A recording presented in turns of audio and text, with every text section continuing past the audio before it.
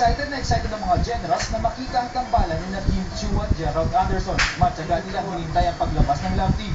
Pero bago pa man ang paglabas ng dalawang pinakahihintay na artista, pinaliw muna sila ni Jason Genza ng kanyang pakwela at awitin, ligawan at halos hindi naman magkamayo ang mga kalalakihan sa pagpapasexy ni Ella B. Nagkaroon ng pagkakataon ng ilang giliw na generals na malikan at mayakap si Ella B.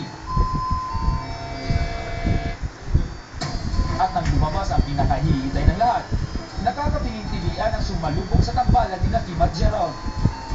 Dahil sa tagumpay ng mga aktibidad ng Pasko sa Jensen, abot langit ang kasiyahan ng chair ng Pasko sa Jensen na si Dr. Rosa Charot. Actually, purposely for the generals na ma-enjoy sila karong Pasko. Nakita na to, na-enjoy ang mga katawan. Oh, lapit na